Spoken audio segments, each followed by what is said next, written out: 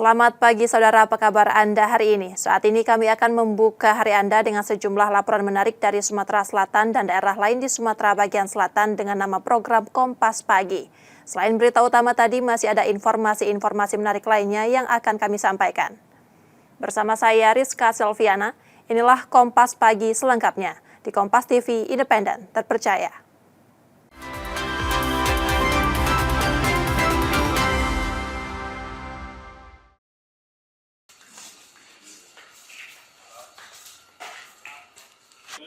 MDK, tersangka pencurian motor di kawasan Kalidoni dibekuk polisi.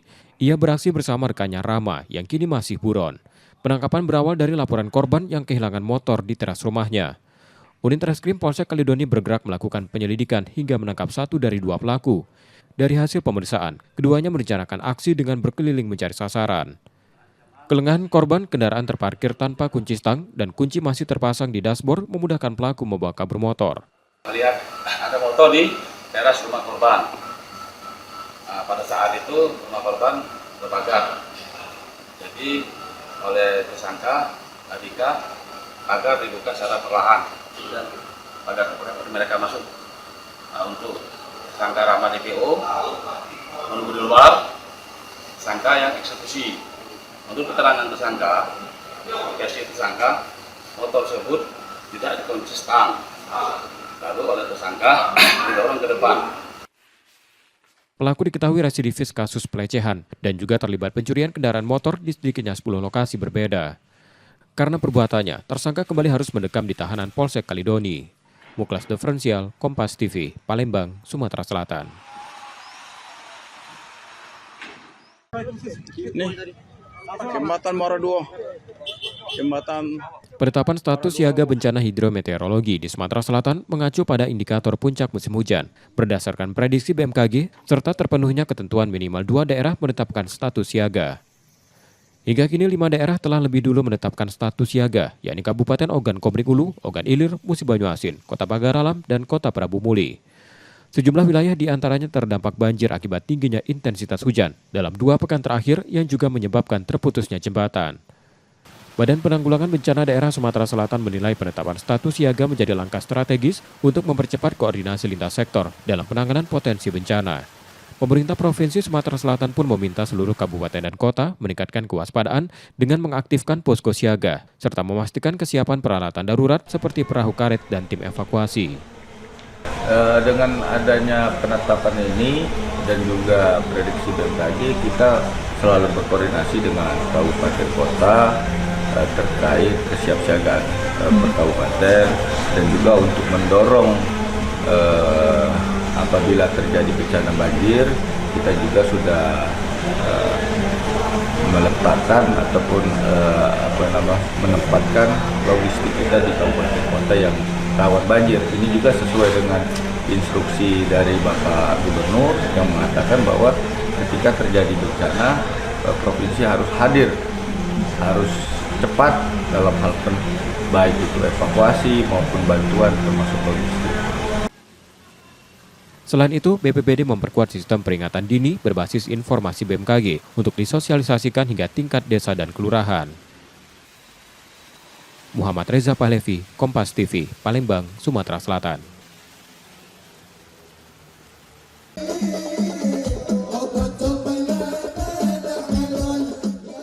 Doa dan sholawat bersama bertajuk Palembang Darussalam bersolawat mengetuk pintu langit dipadati jemaah. Masa tampak khusyuk melantunkan sholawat dan doa, menyatu dalam suasana haru dan kepedulian. Pemerintah Provinsi Sumatera Selatan menyampaikan bantuan dan relawan telah diberangkatkan ke wilayah terdampak bencana. Doa bersama ini diharapkan menjadi penguat ikhtiar kemanusiaan agar para korban diberi keselamatan dan kekuatan. Yang kita kirimkan berupa bantuan itu sudah bermanfaat dengan baik. Dan juga para tenaga medis dan relawan kita yang di sana juga sudah membantu semaksimal mungkin. Mudah-mudahan dengan suara merdu dan keikhlasan kita semua untuk bersalawat, doa-doa kita akan diijabah oleh Allah SWT. Wali Kota Palembang Ratu Dewa menegaskan doa digelar sebagai wujud kepedulian, solidaritas, dan dukungan moral bagi masyarakat yang terdampak bencana di berbagai daerah. Dari Palembang mendoakan buat sahabat-sahabat kita, keluarga kita di Sumatera Barat, di Aceh, dan juga di Sumatera Utara. Sekali lagi doa terbaik, semoga tetap sabar dan tawakal. Kami dari kota Palembang Darussalam mengetuk langit malam ini luar biasa. Masanya membludak mendoakan, semoga tetap sabar dan tawakal. Lagi-lagi. Selain mendoakan korban di sejumlah provinsi, jemaah juga memanjatkan harapan agar Sumatera Selatan dijauhkan dari musibah. Alhamdulillah, semoga Palembang Darussalam menjadi lebih berkah dan semoga dengan acara ini semakin dilindungi dari bencana yang ada di Sumatera ini. Cukup prihatin, ya semoga semua masyarakat menjadi sadar bahwa menjaga alam itu penting. Sholawat Akbar ini diharapkan menjadi momentum memperkuat nilai kemanusiaan, kebersamaan, serta menumbuhkan semangat gotong royong dalam membantu pemulihan daerah-daerah terdampak bencana. Muhammad Reza Palevi, Kompas TV, Palembang, Sumatera Selatan.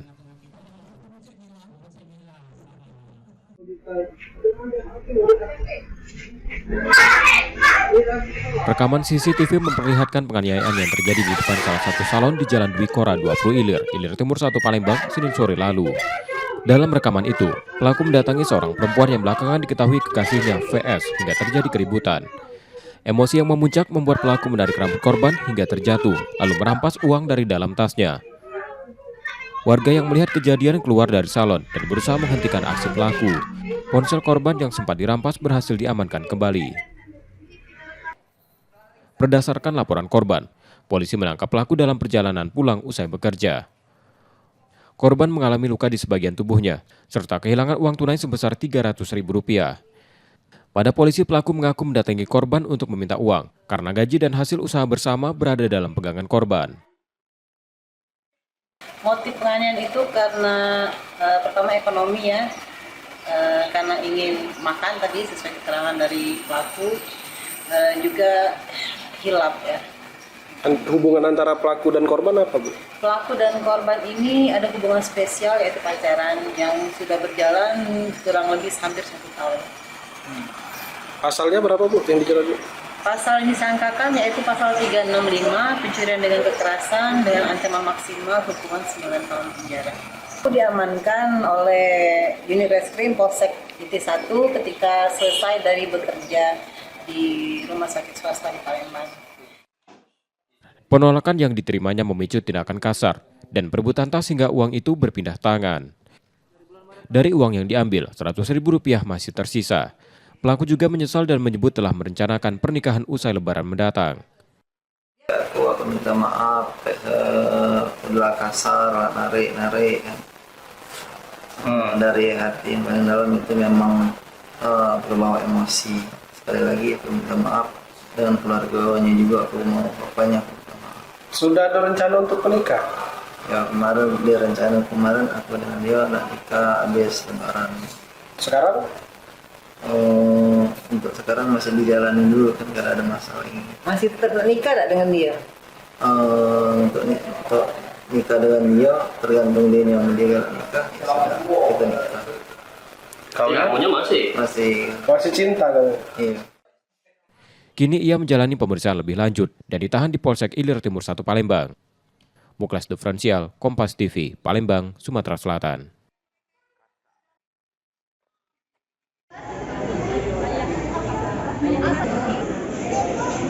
Memasuki musim hujan, kewaspadaan penyebaran demam berdarah kembali meningkat. Tingginya curah hujan memicu berkembangnya populasi nyamuk Aedes aegypti, terutama di kawasan pemukiman padat yang rentan menjadi titik penularan. Di Sumatera Selatan, Dinas Kesehatan mencatat 3.655 kasus DBD sepanjang 2025. Palembang menempati posisi tertinggi dengan 815 kasus, disusul Muara Enim 416 kasus, Oku Timur 390 kasus, Oki 336 kasus, dan Lubuk Linggau 321 kasus. Angka kematian juga masih terjadi, dengan Banyuasin sebagai wilayah tertinggi, diikuti Lubuk Linggau, Palembang, Muara Enim, dan Lahat. Meski begitu, jumlah kasus tahun ini menurun dibanding 2024 yang mencapai 6.263 kasus. Tren ini menunjukkan meningkatnya kesadaran masyarakat menjaga kebersihan lingkungan sejalan dengan berbagai program pengendalian yang dijalankan pemerintah daerah. Banyak masyarakat kita sudah vaksin DBD, kemudian dari Dinas Kesehatan Provinsi sendiri kerjasama dengan Dinas Kabupaten Kota sudah masif melakukan sosialisasi penyuluhan tentang penyakit DBD. Menghindari gigitan nyamuk, tetap lakukan 3M+ untuk DBD. Jangan lupa juga tetap jaga kebersihan lingkungan rumah dan sekitarnya. Peran aktif warga tetap menjadi kunci utama. Melalui langkah sederhana seperti pemberantasan sarang nyamuk, upaya memutus rantai penularan dapat berjalan lebih efektif dan berkelanjutan di tengah kondisi cuaca yang terus berubah. Muhammad Reza Palevi, Kompas TV, Palembang, Sumatera Selatan.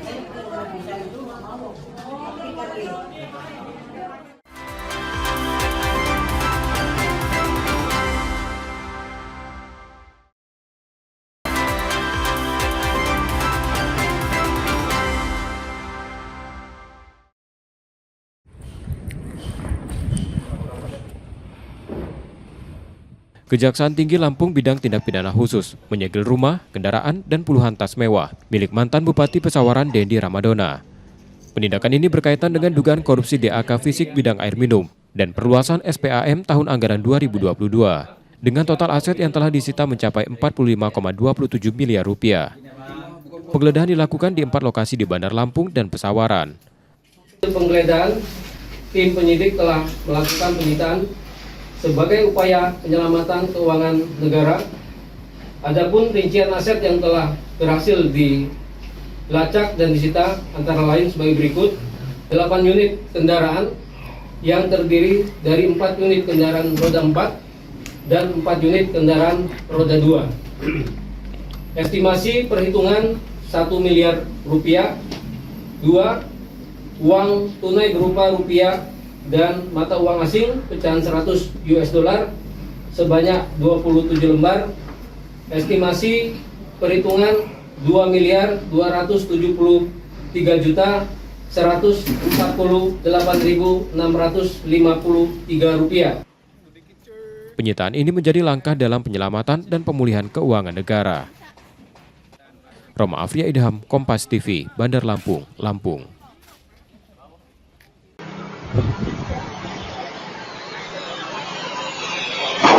Beginilah saat seorang kakek 84 tahun tertabrak mobil saat hendak menyeberang jalan.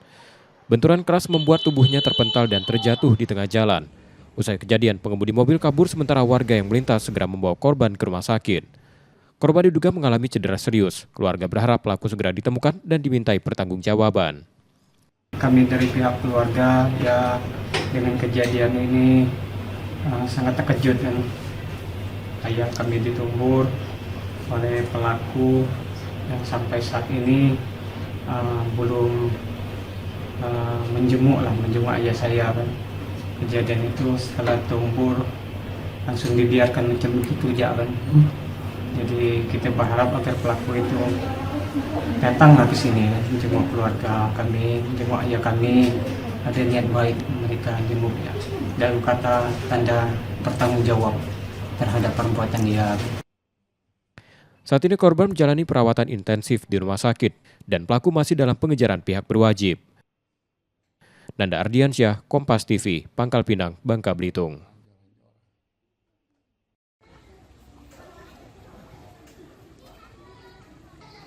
Hujan deras yang mengguyur kota Jambi selama 2 jam memicu banjir yang merendam ratusan rumah warga.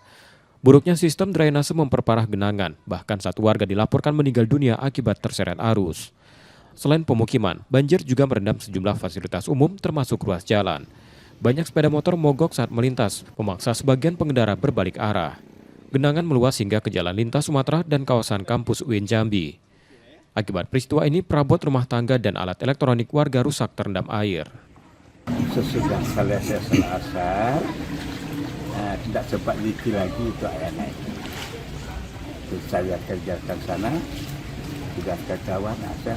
Musibahnya lagi sekarang kondisi memang cuaca lebih deras daripada yang sebelumnya nih, makanya agak melimpah dan seperti biasanya kan. Warga berharap pemerintah segera membenahi dan menata sistem drainase sebagai pengendali banjir agar kejadian serupa tidak berulang setiap kali hujan deras. Wiradani Dabanik, Kompas TV, Kota Jambi, Jambi.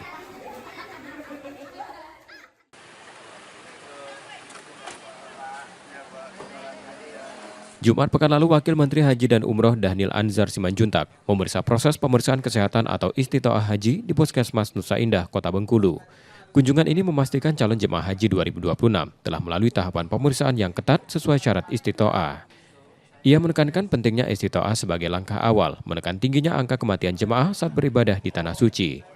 Petugas haji juga diharapkan berasal dari tenaga yang berkualitas agar layanan kepada jemaah tetap maksimal. Untuk memastikan istitoah kesehatan atau pemeriksaan kesehatan itu berjalan dengan baik dan benar-benar hati-hati, prudent ya, supaya kemudian yang benar-benar berangkat nanti itu benar-benar sehat. Nah, itu yang langkah pertama yang harus kita lakukan. Melihat proses istitoah yang cukup panjang, pemerintah daerah didorong untuk mempercepat tahapan pemeriksaan sebelum masa pelunasan biaya haji berakhir pada 23 Desember 2025. Bayazir Al-Raihan, Kompas TV, Bengkulu.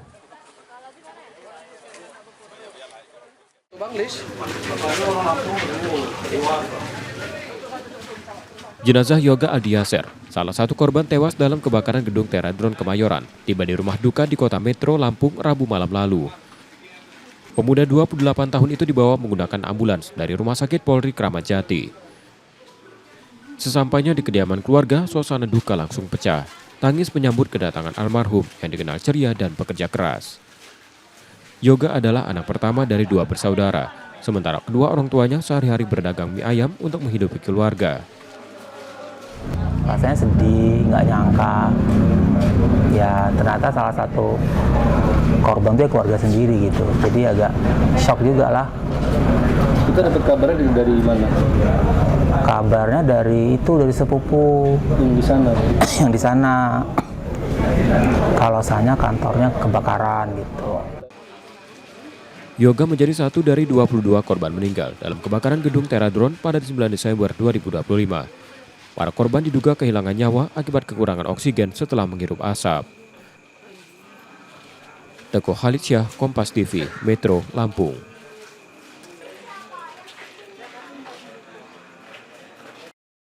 Oke guys, nemu guci.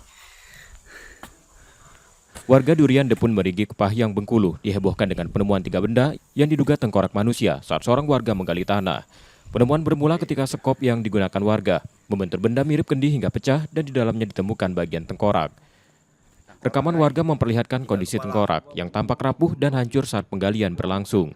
Temuan tersebut kemudian dilaporkan ke polisi. Petugas mendatangi lokasi, memasang garis polisi, dan mengamankan benda-benda itu untuk diperiksa tim forensik Polres Kepahyang. Cuma kami belum bisa memastikan itu tengkorak jenis dari mana.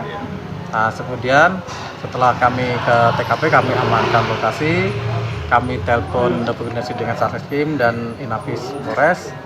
Sementara sudah ditindaklanjuti dan diambil sampelnya, bawa semuanya tengkorak yang diduga jenis manusia. Nah, kami bawa ke rumah sakit untuk dilaksanakannya tindakan forensik. Masyarakat diminta polisi tetap tenang menunggu hasil pemeriksaan lebih lanjut. Tim Liputan Kompas TV, Kepahyang, Bengkulu.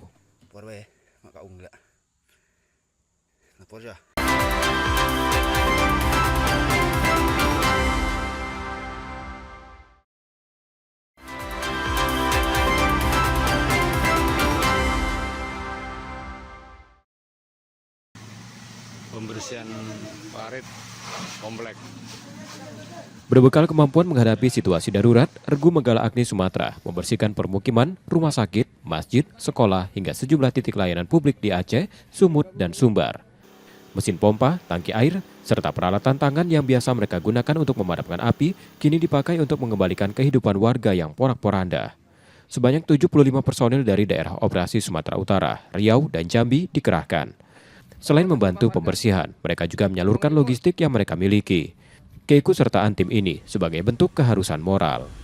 Kami hanya berharap kami membantu yang bisa kami kerjakan, walaupun sedikit itu, tetapi kami berdampak, itu saja. Menggala Agni sendiri kan sebenarnya pasukan pemadam kebakaran, pengendalian kebakaran gitu. Tetapi kami melihat bahwa ada kebutuhan kemanusiaan yang harus kami lakukan dan harus kami kerjakan di depan mata kami. dan kami harus bertindak untuk melaksanakan itu. Perbantuan ini direncanakan berlangsung hingga akhir Desember 2025. Namun, apabila masih dibutuhkan, tim siap memperpanjang masa tugasnya. Tim Liputan, Kompas TV, Palembang, Sumatera Selatan.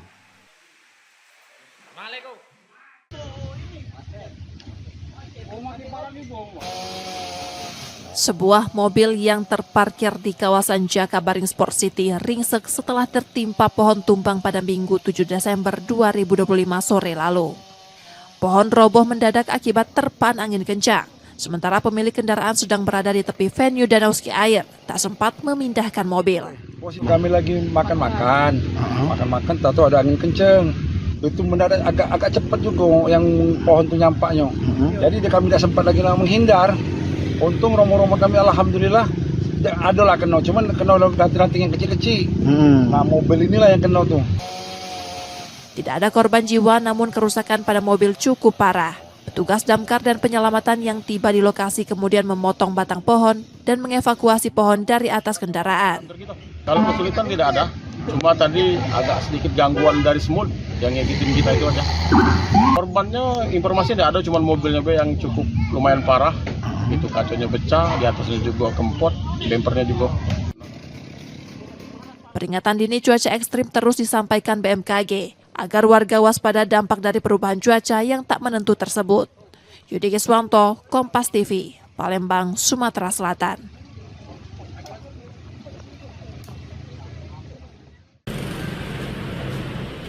Renaldi, pria 47 tahun asal Sumatera Barat, ditangkap polisi setelah membawa kabur sepeda motor milik Nopri Romandon, warga Banyuasin. Aksi itu bermula saat korban menjual motornya melalui media sosial dan sepakat bertemu untuk COD di kawasan Pasar Kilometer 5 Palembang. Kesempatan test drive yang diberikan korban justru dimanfaatkan tersangka untuk kabur bersama motor dan surat-surat kendaraan yang tersimpan di dalam jok. Sudah dicek, nomor seri motor sudah dicek, STNK, BPKB sesuai nama, sudah itu cek jalan, cek drive kan. Nah, dia jingok di belakang itu, gangnya buntu. Itulah dia cek itu di jalan sudah itu, langsung dia mengarah ke. Itu BPKB surat-suratnya di mana? Di dalam buku. Di buku lah ya. Pelaku yang berstatus duda mengaku mencuri karena terdesak kebutuhan membeli perhiasan untuk mahar pernikahan. Rencana itu kandas setelah calon istrinya mengetahui perbuatannya dan membatalkan pernikahan. Tak lama kemudian, Renaldi ditangkap tanpa perlawanan oleh anggota Subdit 3 Jatan Rasdit Reskrim Polda Sumsel. Ia juga mengaku telah menjual motor tersebut. Rencana nikah Dengan orang? Orang Palembang. Oh, rencananya kapan menikah? Tanggal 14 besok. 14 besok. Nah, terus? Melarikan motor, terus menggunakan duitnya untuk beli mahar. Oh, beli mahar nikah. Iya. Ada satu paksaan. Kini tersangka ditahan di Polda Sumsel untuk menjalani proses hukum. Reski Oktora, Muklas Diferensial, Kompas TV, Palembang, Sumatera Selatan.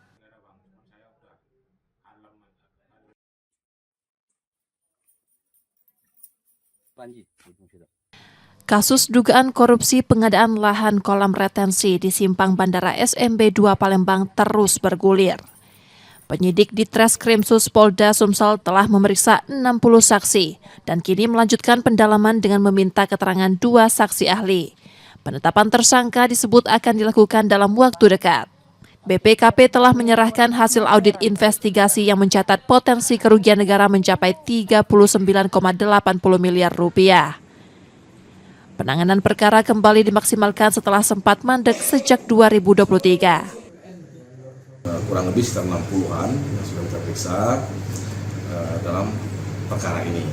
Dan waktu tahap proses penyelidikan itu BPKP mengeluarkan audit investigasi. Nah, ini pada tahap penyidikan ini mereka akan mengeluarkan PKN.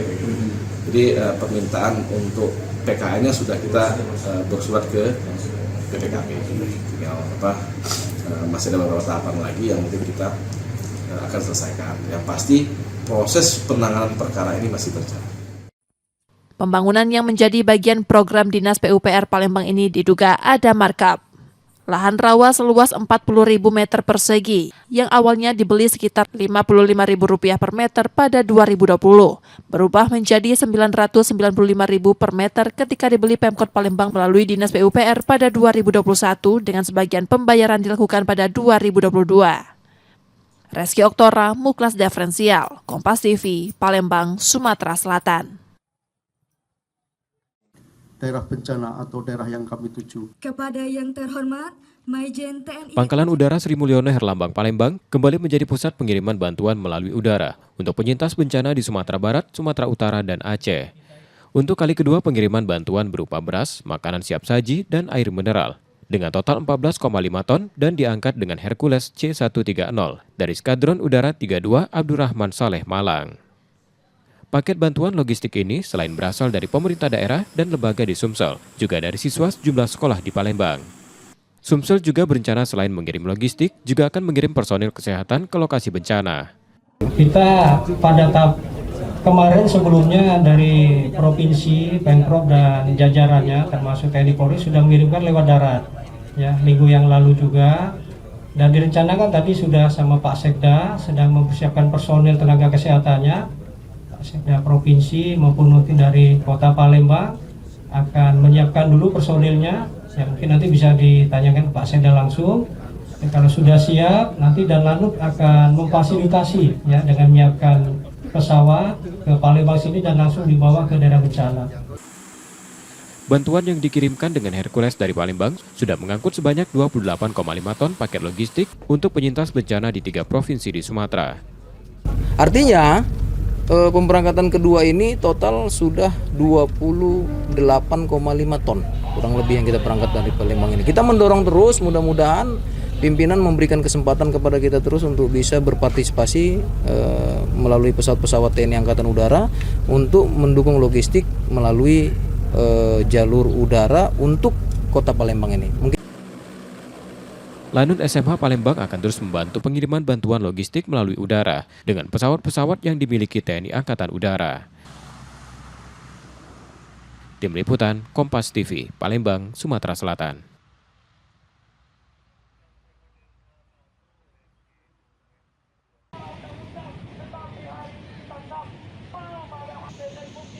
Maraknya aktivitas ilegal drilling mendorong gerakan mahasiswa dan pemuda Lahat berunjuk rasa di Polda Sumsel.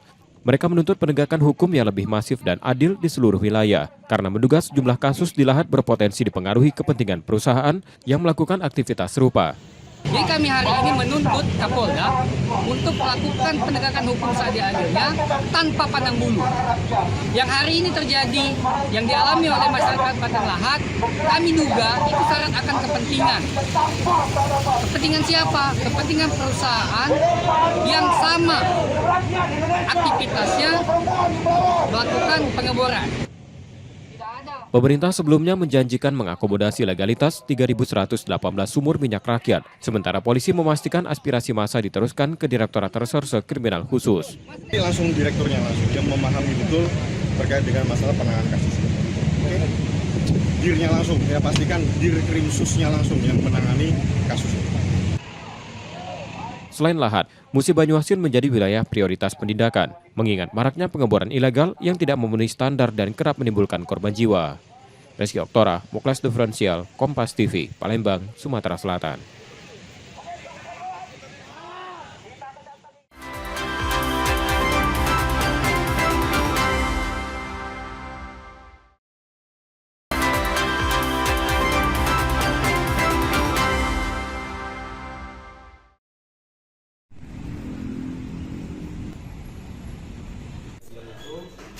Yanti, ibu rumah tangga asal Sukarami melapor ke Polrestabes Palembang setelah motornya dibawa kabur pada Senin 8 Desember 2025 sore lalu.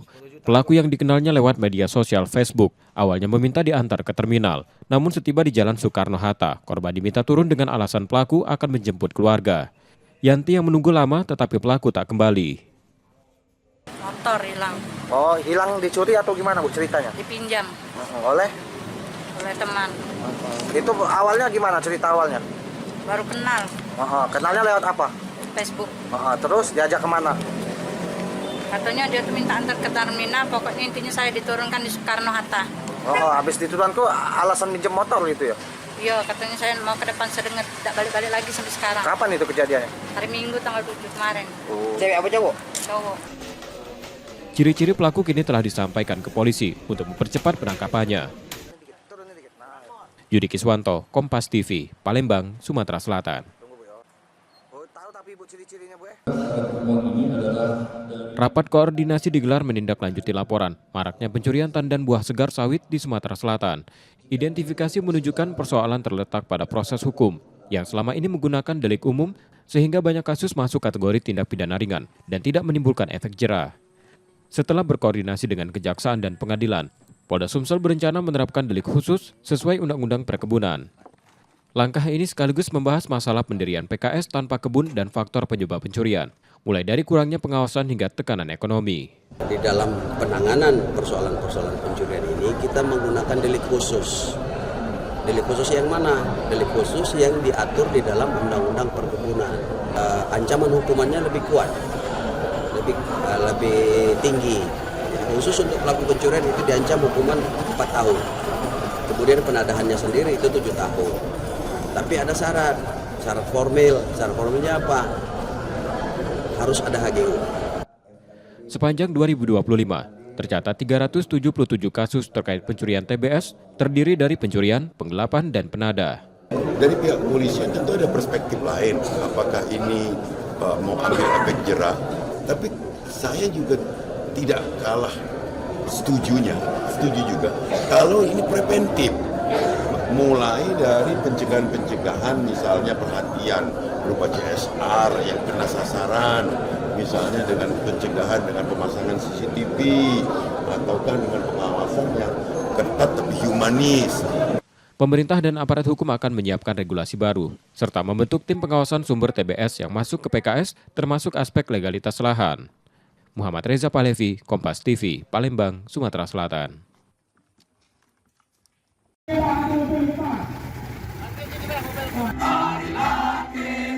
Ratusan sopir truk yang tergabung dalam Forum Komunikasi Pengemudi Sumsel Bersatu menggelar aksi di depan kantor Gubernur Sumatera Selatan pada Senin 8 Desember 2025 lalu. Mereka menyoroti kebijakan jam operasional pengisian biosolar yang berdampak pada antrean.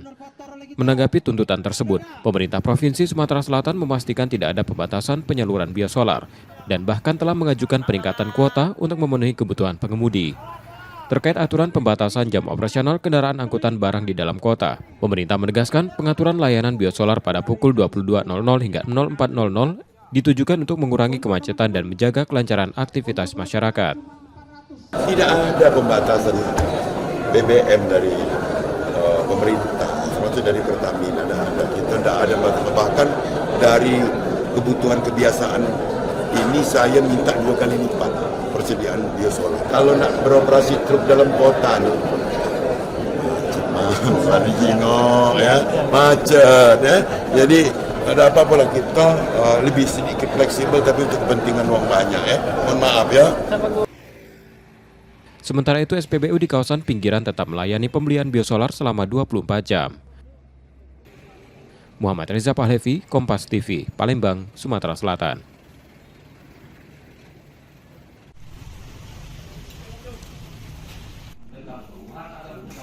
Empat terdakwa kasus korupsi pokok pikiran DPRD Oku menjalani sidang putusan di Pengadilan Negeri Palembang kelas 1A khusus. Majelis Hakim menyatakan mereka bersalah dan menjatuhkan hukuman 5 tahun penjara pada Kepala Dinas PUPR Oku Nopriansyah serta 4 tahun 10 bulan pada 3 anggota DPRD Oku, Ferlan Juliansyah, Umi Hartati, dan M. Fahrudin. Selain hukuman badan, keempatnya juga dikenai denda 250 juta rupiah. Perkara ini bermula dari aliran dana fee sebesar 3,7 miliar rupiah yang diterima Nopriansyah dari 2 kontraktor M. Fauzi dan Ahmad Sugeng Santoso untuk diberikan pada anggota DPRD Oku terkait pengesahan APBD 2025.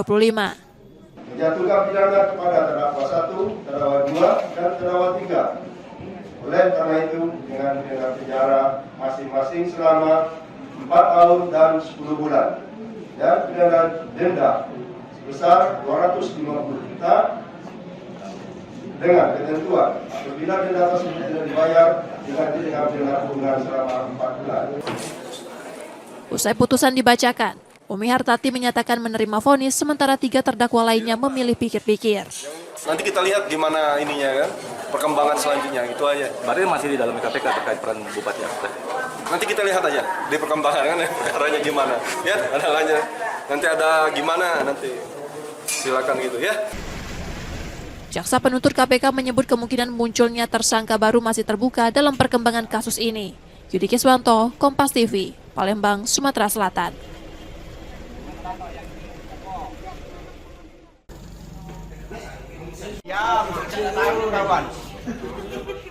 Dahlia, seorang ibu rumah tangga di Jalan Talang Petai Pelaju, menjadi korban pengeroyokan pasangan suami istri yang merupakan tetangganya. Usai diserang, ia melapor ke Polrestabes Palembang pada Rabu 10 Desember 2025 lalu. Cekcok karena kesalahpahaman berubah menjadi aksi kekerasan. Dahlia tiba-tiba dipukul hingga terjatuh ke jalan. Ngejek lah, pas ngejek tuh ini muka aku di ludahnya. Ludai, jadi aku manas lah. Terus? Pas itu dia manggil bininya bininya supaya gumpal sama aku. Gumpal memang. Melok udahnya. Pura-pura misah, mukul aku. Berarti dikeroyoknya? Iya. Ini gigi patah juga? Iya. Pelaku bahkan menggunakan batu, menyebabkan luka robek di kepala dan giginya patah. Korban mengalami luka robek di bagian belakang kepala dan patah gigi, 1 gigi. Kemudian untuk di bagian belakang kepala mengalami 11 jahitan. Bang, itu permasalahannya apa kalau di LP? Kalau untuk sementara dari laporan yang diterima terkait adanya adu mulut, tetapi masih didalami lagi oleh Satreskrim Polrestabes Palembang. Polisi telah menerima laporan tersebut dan Satreskrim Polrestabes Palembang tengah melakukan penyelidikan. Yudi Kiswanto, Kompas TV, Palembang, Sumatera Selatan.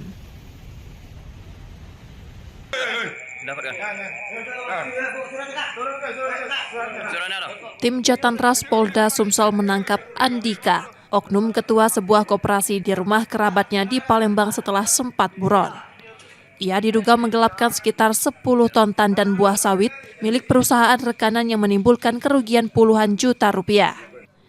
Aksi tersebut diduga dilakukan berulang kali hingga akhirnya dilaporkan ke polisi. Ada pengakuan dari dia, itu buah itu buat dia. Itulah dasar kita buat laporan ke Polres 4 Lawang kemarin. Itu kerugiannya buat sekitar berapa? Sekitar 30 juta. Nah, ini berlangsung lama atau gimana? Kalau untuk semenjak saya masuk, udah berulang kali dia melakukan itu. Saat ini penyidik memeriksa sejumlah saksi dan mengumpulkan bukti untuk mengungkap rangkaian perbuatannya. Saat ini sudah dilakukan proses dan diamankan ditangani oleh Polres 4 Lawang. Tapi untuk tersangka sementara ini dititipkan di rutan Mapolda Sumsel. Untuk kasusnya apa, Pak? Untuk kasusnya itu penggelapan buah sawit.